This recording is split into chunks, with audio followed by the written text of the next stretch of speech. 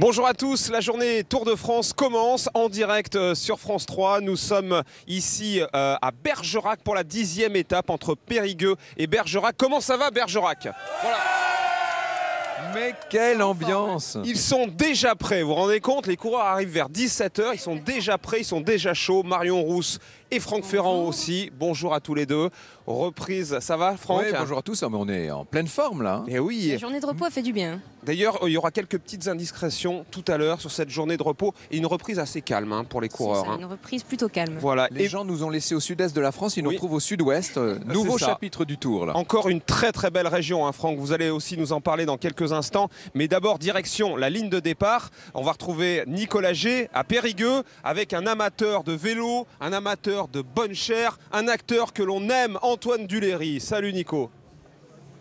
Eh oui, salut Laurent, évidemment, je suis avec un amoureux du vélo, du Tour de France, et c'est Antoine Duléry. Antoine, c'est toujours un plaisir pour vous de revenir sur le Tour. Mais oui, j'adore, je salue Laurent, mon ami Laurent, avec qui j'ai fait beaucoup d'émissions, j'adore parce que c'est vraiment un moment convivial, extraordinaire, c'est la rage de vaincre, c'est le courage, j'adore cette ambiance. En ce moment, j'ai mon petit Lucien qui regarde la télévision avec sa grand-mère, et tous les étés, on se retrouve comme ça, et on vit vraiment la magie de ce Tour, et les émotions extraordinaires, comme dans un film finalement, les suspens, qui va gagner, etc. C'est génial. J'adore ça, j'ai fait ça il y a quelques années avec Gérard Rolls, avec je me souviens Marco Pantani, c'est un de mes plus beaux souvenirs. Et là c'est une étape magnifique puisque c'est l'étape une des plus belles qui va faire une fois de plus découvrir la France dans sa magnifique beauté à tous ceux qui vont la regarder. Alors Antoine, c'est un moment de répit un peu pour vous dans votre actualité parce qu'on va vous retrouver très vite dès le mois de septembre. Vous pouvez nous parler un peu de votre actu? Oui, je vais reprendre mon one-man show qui s'appelle Antoine Duléry continue à faire son cinéma. Voilà où je rends hommage à tous ceux qui m'ont fait à travers plein d'imitations, à tous les acteurs que j'aime et que j'ai aimé et que j'aime. Voilà, donc ça se jouera à partir du 16 septembre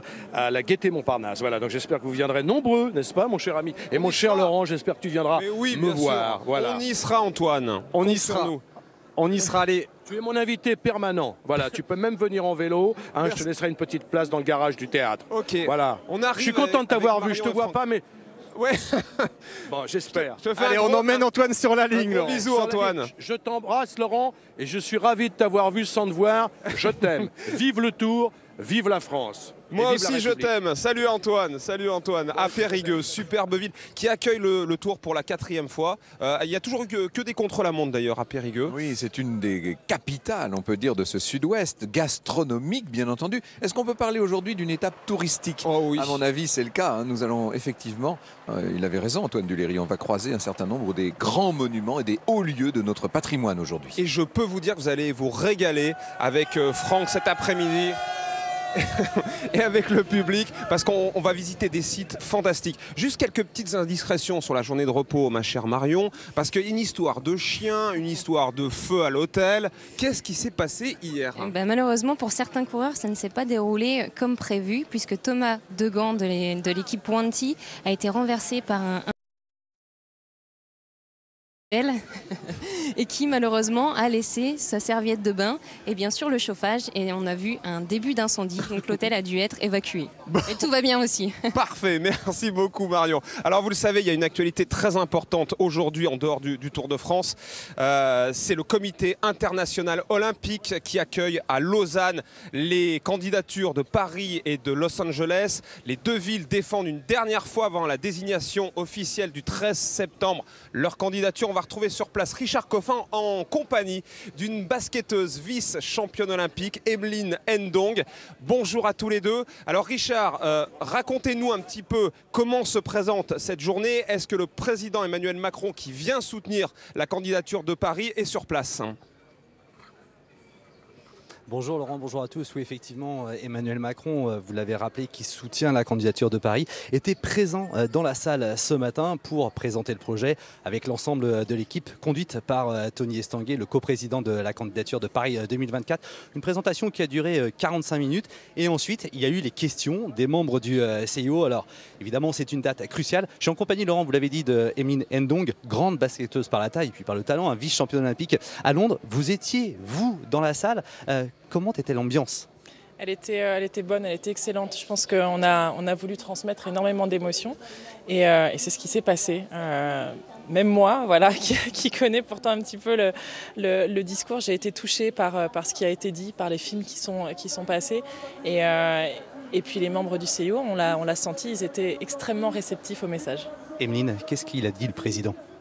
Il a dit que ce projet s'était peut-être construit sans lui, avant son élection, mais qu'il était là, maintenant, pour supporter le projet, que quand il voyait cette équipe-là, ce comité de candidature, il avait envie de partir avec nous et de partager avec nous, et qu'il était prêt avec nous pour partager les valeurs de l'olympisme, et que c'était ces valeurs-là qu'il portait lui aussi. Richard, Laurent, vous vouliez poser une question à Emeline ? Oui. Une dernière chose, non, à vous d'abord, parce qu'on vous retrouvera ensuite, peut-être avec Emeline d'ailleurs, hein, dans le Vélo Club. Ce qu'il faut dire à nos téléspectateurs, et ce qui est très important, c'est que peut-être ce soir, les deux villes, Paris et Los Angeles, seront désignées. On ne saura pas laquelle organisera 2024-2028, mais peut-être que ce soir, on se dira, ça y est, Paris a les Jeux Olympiques. Alors, vous avez complètement raison, Laurent. Cependant, il faut quand même être prudent. Vous connaissez le sport. Il y a des équipes qui gagnent 4-1 à l'aller et qui, malheureusement, perdent au retour.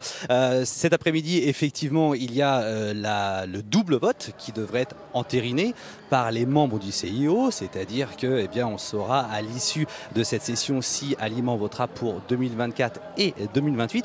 Alors, on entend dire que Paris aurait les faveurs de 2024 et Los Angeles 2028. Emeline, vous êtes un peu plus... Vous tempérez un peu le propos. Je le tempère, c'est ce qu'on souhaite. On a construit ce projet pour 2024 et on est prêt pour 2024. Je pense qu'on a réussi à le démontrer aujourd'hui, ce matin, lors de la session. Maintenant, on est à la mi-temps d'un match et il se terminera qu'à Lima le 13 septembre. Donc, on va continuer à démontrer, à montrer, à partager tout ce qui a fait notre force jusqu'à maintenant. Et il ne faudrait surtout pas croire que c'est acquis. Loin de là, il va falloir encore qu'on continue à partager notre vision et notre projet.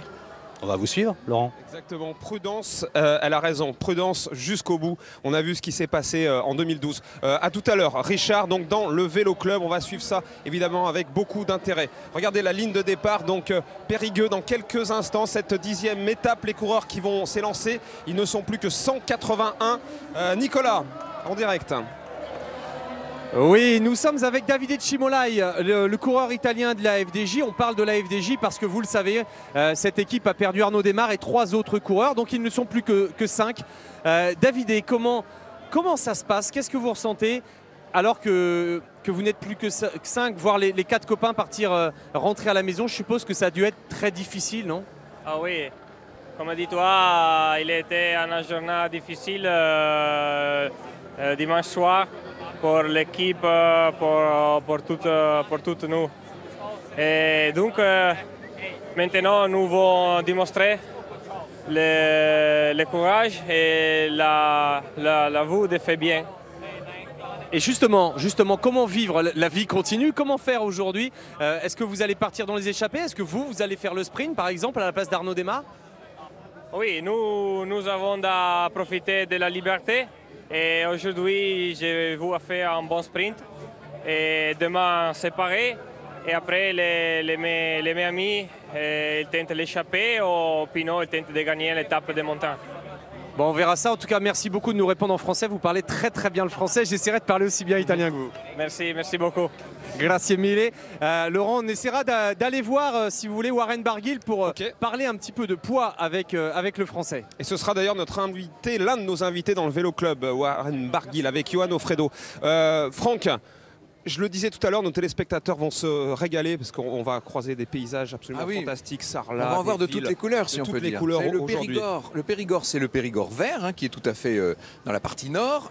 Périgueux, c'est le Périgord blanc, Périgord calcaire, avec, entre parenthèses, à Périgueux, une concentration de monuments et de quartiers extraordinaires. J'y étais l'année dernière pour un salon, j'ai passé là 3 jours de fou. Et puis, nous allons surtout faire la grande boucle dans le Périgord noir, le Périgord de Sarlat, dans la vallée de la Vézère, ce qu'on appelle la vallée de l'Homme, où nous croiserons un certain nombre des sites préhistoriques les plus importants de France. On va retrouver notre vieux copain Néandertal, mais nous allons aussi faire connaissance cette fois avec Cro-Magnon.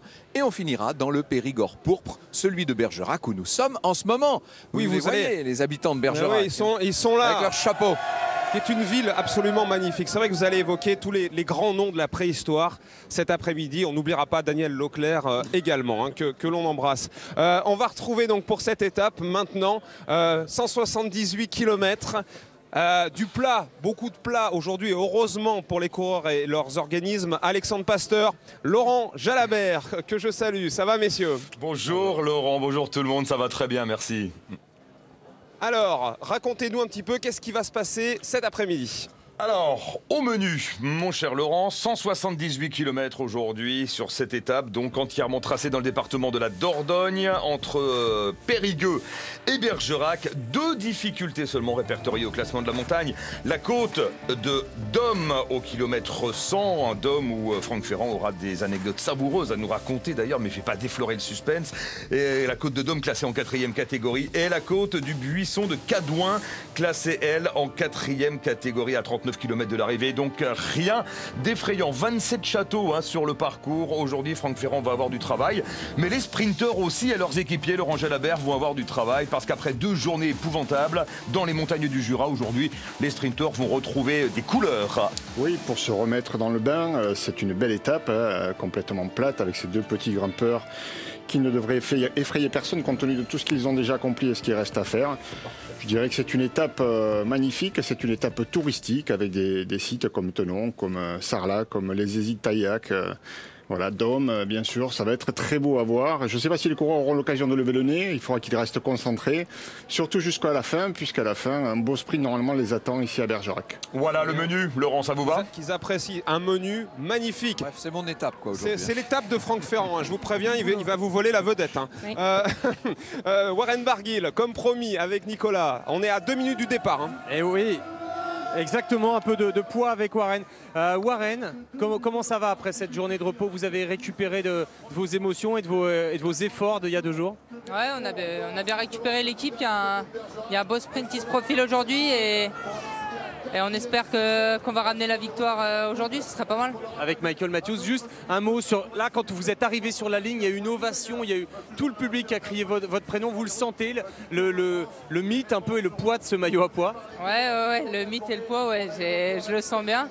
Et c'est vrai que passer l'école en tête comme j'ai passé il y a 2 jours, c'était exceptionnel. Et maintenant j'espère le garder jusqu'à Paris et en tout cas je vais tout donner pour. On vous le souhaite, on vous le souhaite. Regardez Laurent, juste à côté de... Oui, Warren. Oui, Laurent, pardon. Il y a tous les fans de Warren Barguil hein, ici déjà à Bergerac qui l'attendent. Vous pouvez lui dire avec les pancartes.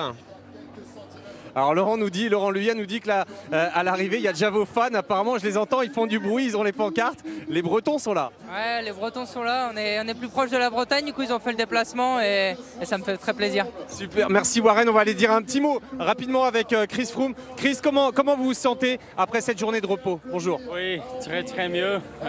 Après une journée de repos, ça fait du bien à tous.